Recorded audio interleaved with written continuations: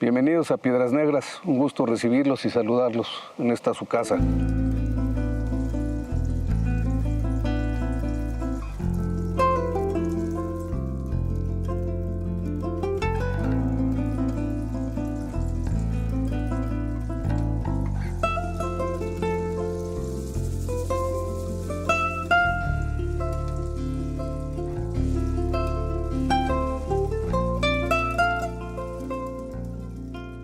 Las haciendas de México jugaron un papel fundamental para la economía y la cultura nacional.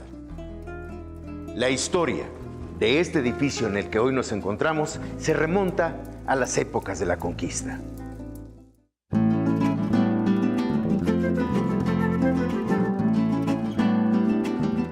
Hernán Cortés, acompañado de sus tropas, llegó a costas veracruzanas decidido a conquistar las tierras americanas.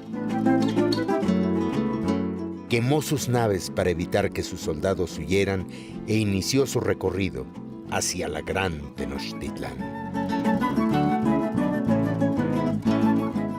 A la mitad del camino, se encontró con una muralla de piedra de carácter militar.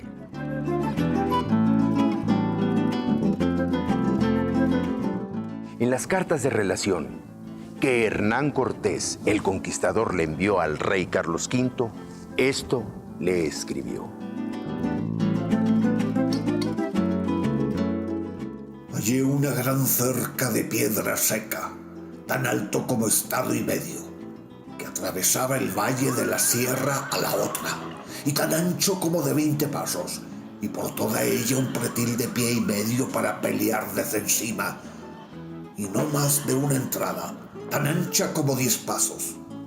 Y en esta entrada, doblada la de una cerca sobre la otra, a manera de rebellín, tan estrecho como 40 pasos, de manera que la entrada fuese a vueltas y no a derechas.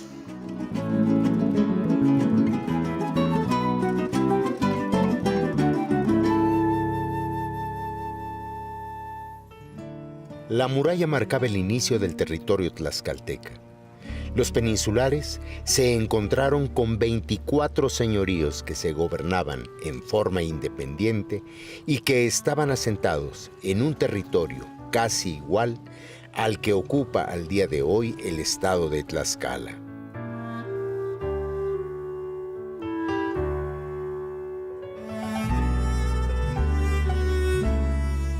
La enemistad con los mexicas mantuvo unidos a los 24 señoríos. Los indígenas que acompañaban a Cortés le explicaron que lo que había comenzado como una guerra florida, es decir, un enfrentamiento simbólico para conseguir prisioneros para los sacrificios humanos, derivó en una lucha por defender el territorio tlaxcalteca.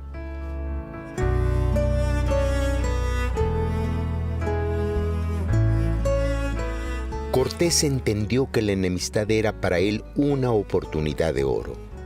Si se aliaba con estos señoríos, podía crecer su ejército y luchar en contra del enemigo que tenían en común, Tenochtitlán.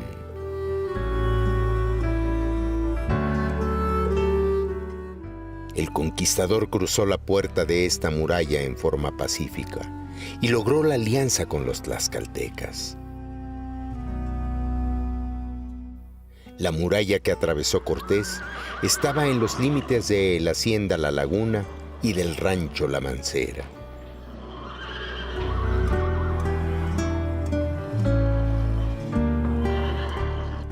Esta unión marcó el rumbo de la conquista, pues los tlaxcaltecas fueron los grandes aliados de los españoles. Participaron activamente en el cerco y la caída de Tenochtitlán y muchos otros territorios.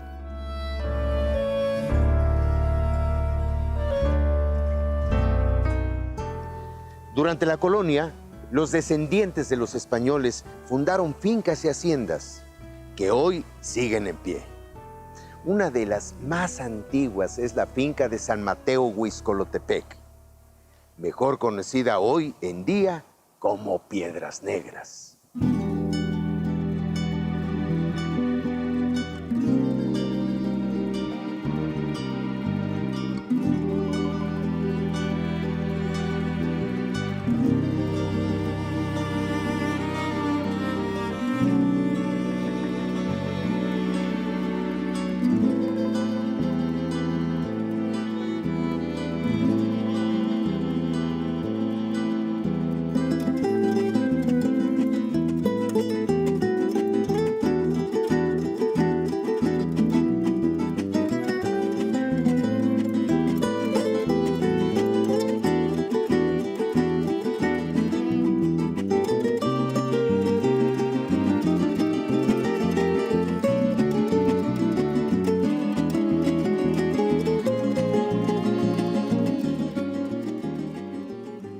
Nos encontramos en este lugar emblemático, originalmente conocido como San Mateo Huixcolotepec.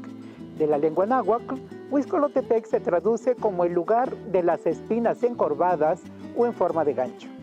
Piedras Negras, que surge precisamente de la negrura de las piedras del volcán, un volcán muy pequeño que se encuentra en el poblado originalmente conocido como Tliltecla, que podría traducirse como el lugar donde abunda la piedra negra o el lugar de piedra negra, que es lo que le da nombre a este tipo característico de la zona, por la piedra negra que predomina precisamente en este lugar.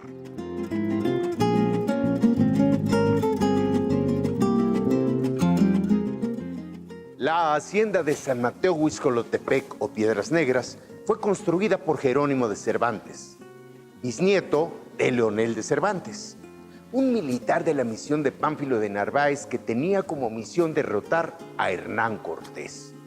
Y mire usted lo que son las cosas.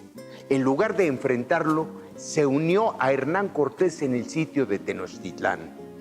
Y como a muchos otros conquistadores, el triunfo le dejó una gran fortuna.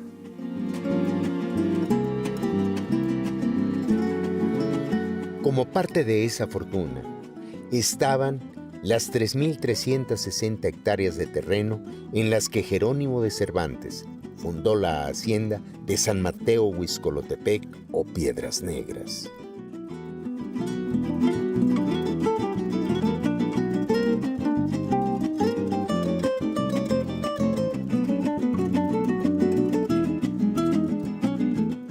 En 1580 se construyó el primer edificio dentro de la hacienda, el casco. Esta construcción tiene más de 430 años y fue a partir de aquí que se desarrolló el resto de Piedras Negras. Fue tan costoso mantenerla que en 121 años pasó por varios dueños que dedicaron la hacienda a la agricultura y a la ganadería.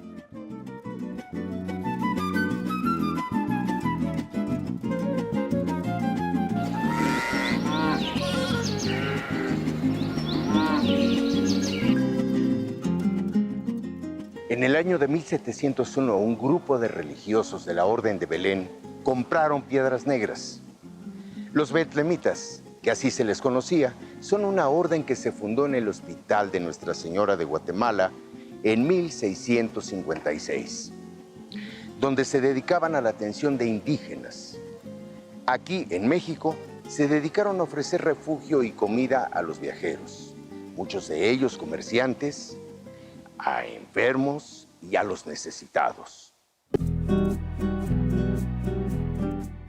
Que los betlemitas compraran Piedras Negras no fue casualidad. Durante la colonia, había dos rutas que conectaban a Veracruz con la Ciudad de México. La primera, la ruta Jalapa, Orizaba y Puebla, y la segunda, la ruta de las ventas, que pasaba por la hacienda.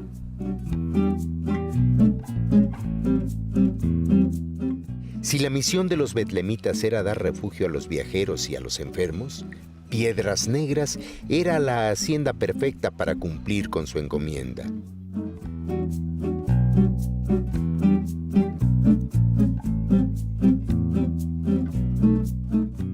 Fue tal su éxito que documentos de la época señalan que la hacienda llegó a recibir cerca de 100,000 mulas al año.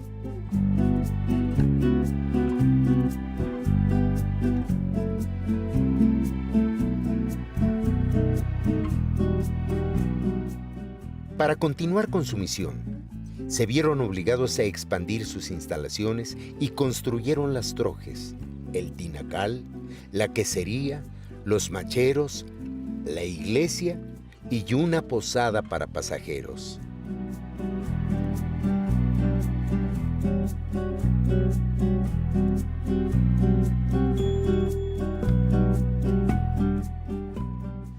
Esta es una de las ampliaciones hechas por los betlemitas. Hoy está en ruinas, pero fue una de las posadas más importantes del siglo XVIII. Los betlemitas no solo construyeron más edificios, sino que adquirieron Coatzamalúcan y San Pedro Aguatepeque, con su rancho San Bartolomé de Cuauhtémoc.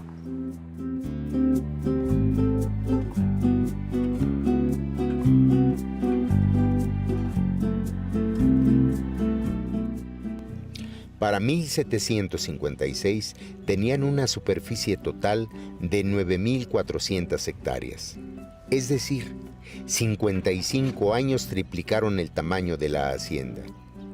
Así, se convirtió en una de las propiedades más grandes de Tlaxcala y mantuvo esa extensión hasta el siglo XX.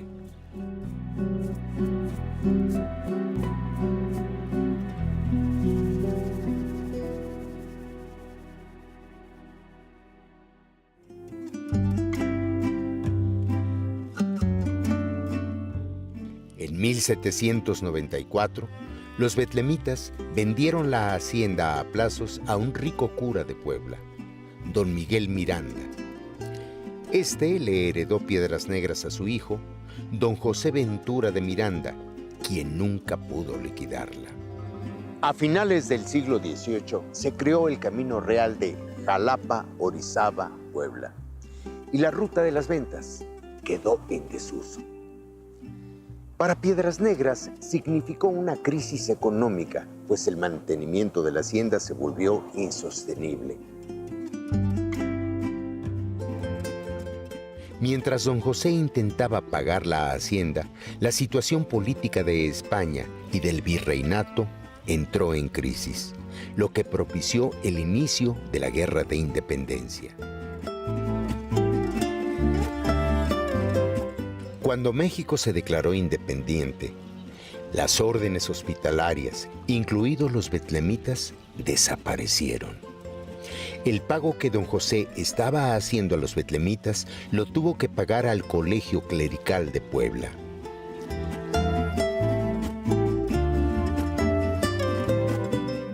En 1840, a 10 años del fallecimiento de don José Ventura, la hacienda se declaró en bancarrota y la iglesia se convirtió nuevamente en propietaria de Piedras Negras. Pero no por mucho tiempo, ¿eh?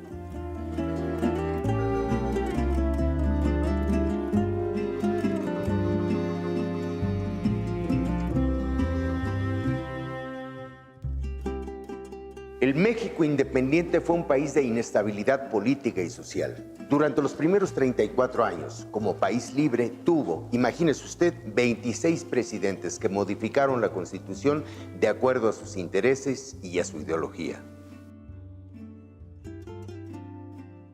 Eso sin contar con los conflictos contra los norteamericanos, los franceses y entre nacionales, los liberales y los conservadores.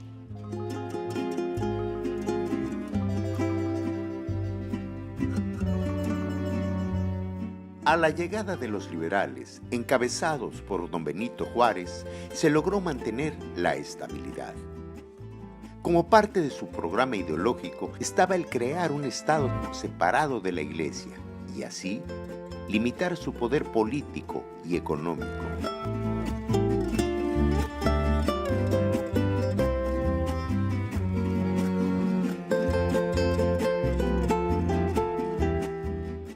El 25 de junio de 1856, el presidente José Ignacio Comonfort promulgó la ley Lerdo.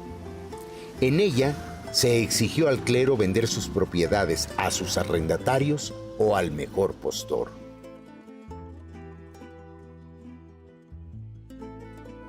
Gracias a esta ley, el inquilino de Piedras Negras, Mariano González Fernández, pudo adquirirla.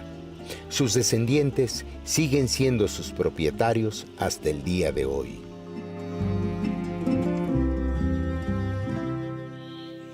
Hoy estamos pisando lo que queda de Piedras Negras, que son 31 hectáreas originales que datan desde 1580, cuando fue fundada esta hacienda. Posteriormente, por ahí del 1798, cambia de manos y por el año de 1835 mi familia la tiene rentada, se la rentan. La verdad es que no me acuerdo cuántos años, pero es en 1835 35, 45, que es que se la quedan, ya la adquieren como propiedad. Y de aquella fecha hasta el día de hoy está en manos de la misma familia, que yo soy la séptima generación que lleva las riendas de esta casa.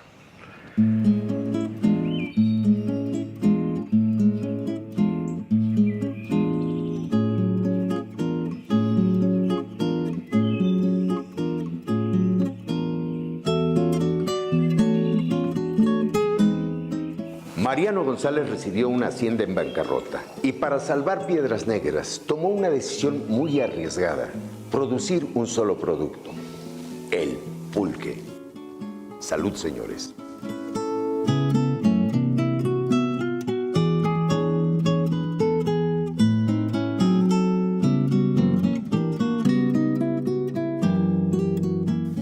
Entre 1869 y 1873 se realizó la construcción del ferrocarril interoceánico. Y el plan de este proyecto era conectar los dos puertos comerciales más importantes de México, Acapulco y Veracruz.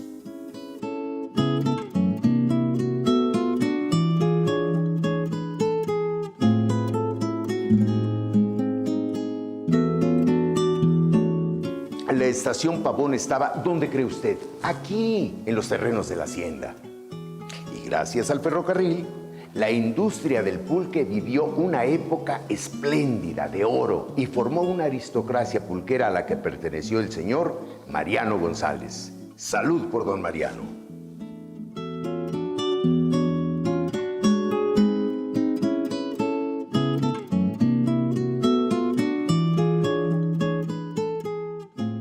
Bernardo González, su hijo y heredero de Piedras Negras, gozó de los mejores años del pulque.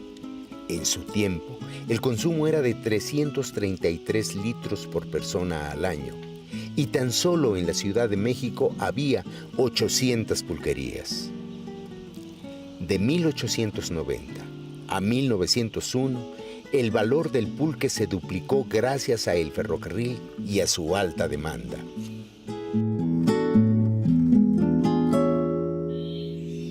Por ahí de 1870 se agrega la parte taurina. Se empieza como ganadería de toros bravos hasta el día de hoy. Parte importante, así como también lo fue la parte pulquera, porque Piedras Negras antes de 1870 era muy importante agrícolamente, sembraban muchos productos, así como también en la parte ganadera. Y posteriormente entró el pulque, se sembraban muchos magueyes, que fue parte importante en la economía de Piedras Negras, porque aquí abajo a 1 kilómetro está la estación de Pavón, que ahí se embarcaba el pulque para la Ciudad de México.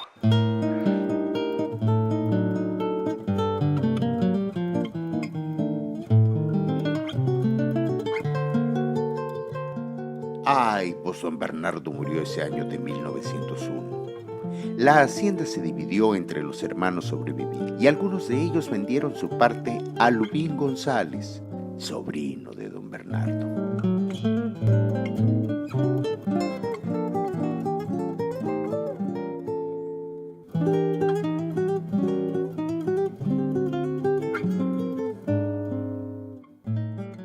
Con Lubín comenzó una nueva etapa de Piedras Negras con el ejercicio de una actividad: la crianza de toros de lidia.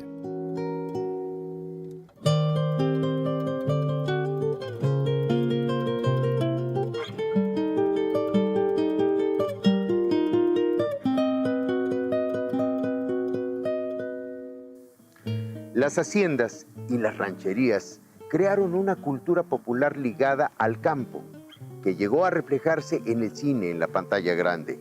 La charrería, los palenques y el mundo taurino se convirtieron en actividades típicamente mexicanas y en una gran actividad económica. En este contexto, la crianza de toros fue un negocio lucrativo que les permitió salvar y costear el mantenimiento de la hacienda. Hoy en día, Piedras Negras es un referente en la historia taurina de México.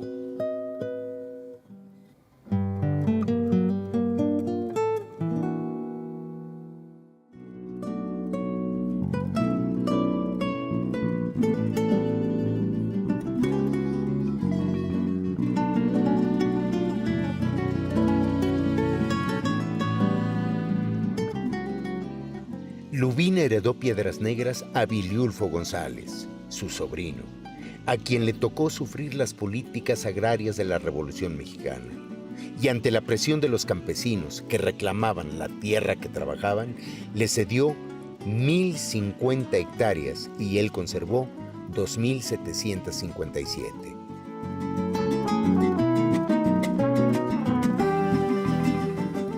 Tras la muerte de Lubín, Piedras Negras quedó bajo la dirección de Raúl González, quien heredó el amor y la pasión de la fiesta taurina. Gracias a él, grandes figuras del toreo nacional e internacional desfilaron por esta hacienda.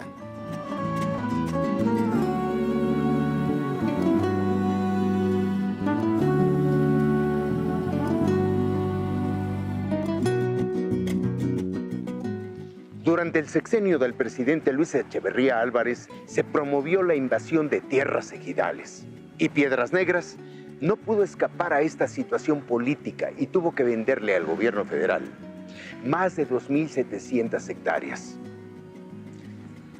La familia González conserva únicamente las 31 hectáreas que rodean el casco de la hacienda. Tras la muerte de don Raúl González, en 1997, la famosa hacienda y su ganadería quedaron en manos de su hijo menor, Marco Antonio González Villa.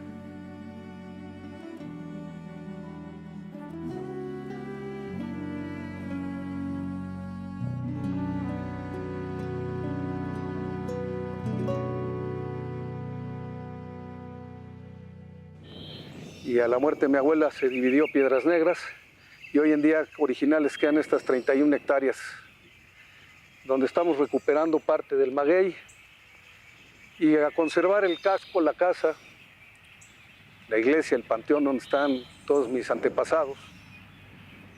Y la parte taurina pues se conserva, que eso es lo que mantiene esta casa y que es importante porque el toro hoy en día es un gran cuidador de la parte ecológica del campo. Una parte muy importante por la cuestión de la infiltración del agua, la captación de agua y la producción de oxígeno, de CO2 que siembran. Yo llevo sembrado alrededor de 80, 100 mil árboles y el toro pues cuida todo eso y aparte de eso cuida también las especies menores.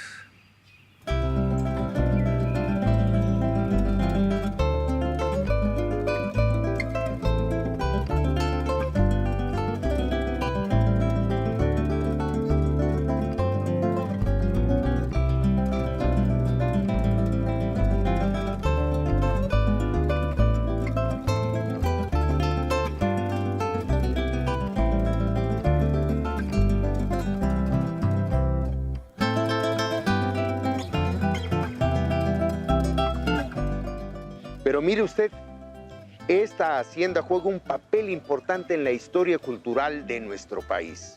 Y claro, ya sabe usted de qué estoy hablando. Le estoy hablando de Piedras Negras, aquí en Tlaxcala.